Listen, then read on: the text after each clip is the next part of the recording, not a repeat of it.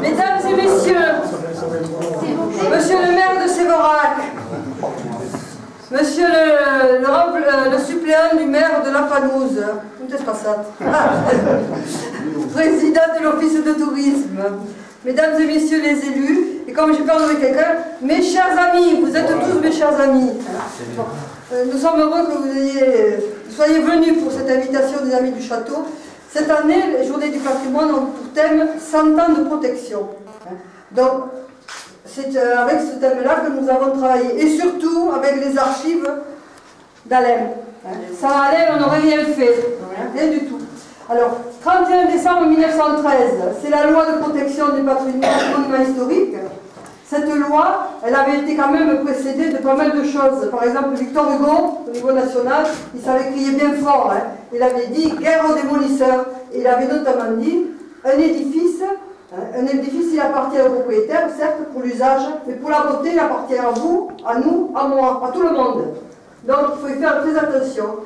Et à notre niveau local, nous avions quand même Alexis Monteil et Hippolyte de Barreau qui s'étaient remués aussi, qui avaient essayé de faire. Tellement bien qu'en 1910, la mairie, vous n'y étiez pas, le conseil municipal de Sévorac-Château avait demandé le classement du château. Et le propriétaire de l'époque, qui était monsieur de Lascaz, les amateurs de vin connaissent, le vin de Léonie de Lascaz, c'est la même famille, était d'accord. Mais en 1912, il y a eu tout un dossier, on a fait un dossier, enfin pas nous, les archives, les architectes départementaux, nationaux, etc. Et M. Naudet, vous verrez, M. Naudet, il signe un peu partout, il a dit « Le château de Sévorac, il est très intéressant, la visite est très intéressante, il est pittoresque, mais il est totalement irréparable. » Alors avec ça, donc quand même le 1er mai 1922, arrêté le classement des ruines de Sévorac-le-Château. Alors ça nous gêne encore, ça gêne tout le monde. Et en 1932, ils ont fait un arrêté pour déclasser l'enceinte, les remparts extérieurs. Pourquoi? Déjà, ils avaient soin des finances locales et au niveau national, parce que c'était un bâtiment privé, et l'enceinte locale, le rempart, il s'effondrait. Alors ils n'allaient pas mettre de l'argent pour enrichir M. de Lascaz. Donc là, depuis que la commune l'a acheté, d'abord les bénévoles, je ne vois pas M. Centrès du Bastidou, mais le Bastidou s'est investi, l'association Rempart, les Amis du Château, et quand la mairie a acheté, la collectivité a pris le relais. Mais l'élan a été donné par les bénévoles, c'est vrai. Alors maintenant, il faut continuer, on ne peut pas rester là, parce qu'on ne peut pas faire une conservation à minima. Alors ça fait 2 ans qu'il y a quand même des travaux au château, il y a un plan. Vous verrez que si vous y allez, il faut y aller, puisque c'est la première étape, c'est ici, les photos, puis vous allez au château, puis vous reviendrez. Voilà, on va faire comme ça.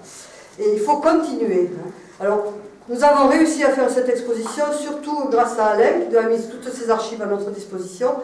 Et quand on en a installé, ça fait 2 jours, quelqu'un a dit, mais c'est une déclaration d'amour au château.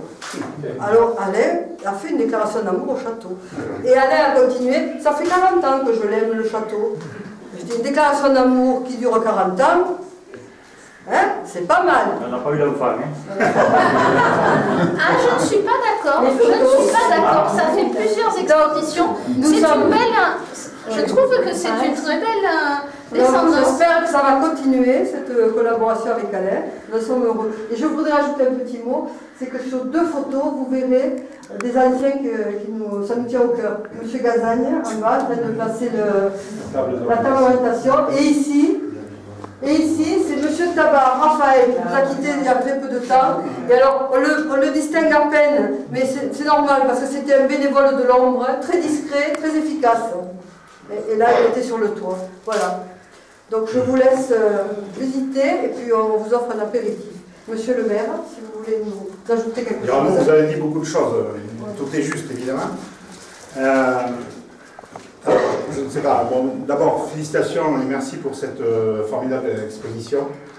Vous êtes coutumier du fait, Alain et vous-même et les autres, toute l'association. Je reprends tout à fait à mon compte votre analyse du début de la restauration du château, lorsque la commune a été propriétaire en 1961. C'est l'association des Amis du Château, des Remparts d'abord, et Amis du Château ensuite, qui a donné l'élan de la restauration. La commune a pris le relais sur certaines opérations et est en cours aussi d'amener sa pierre à l'édifice, c'est le cas de le dire, pour continuer. On avait ce matin une réunion de chantier avec M. Amiot, architecte et un chef des monuments historiques. Donc vous avez remarqué que la façade sud est terminée, le pignon est sera terminé d'ici 15 jours, 3 semaines, et la programmation financière permet de restaurer la façade nord d'ici juin, à peu près. Donc il y aura une étape supplémentaire franchie et financée. D'accord. Ce ne sont pas des promesses. Enfin, c'est pas comme un 32. Voilà, ce ne sont pas des promesses, c'est financé.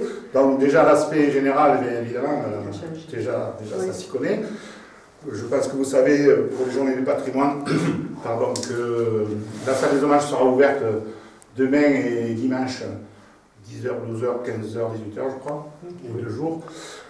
Parce que les maçonneries d'extérieur sont très belles, mais d'intérieur, je vous promets, pour ceux qui ne l'ont pas vu, c'est très très joli.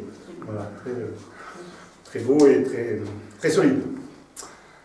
J'espère qu'il faudra franchir d'autres étapes.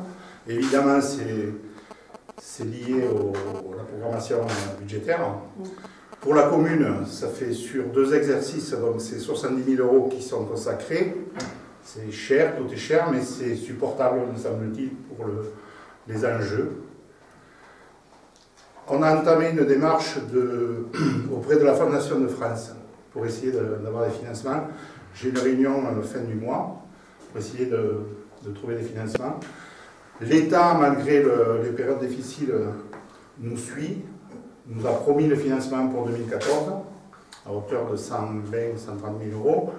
La commune, 70, même si le conseil général et le conseil régional aujourd'hui sont beaucoup plus timorés. À 200 000 € par an, on peut avancer quand même assez sérieusement. Mais après, il va rester le gros morceau, toiture, charpente et plancher. Voilà, je pense qu'on est assez avancé pour ne plus reculer.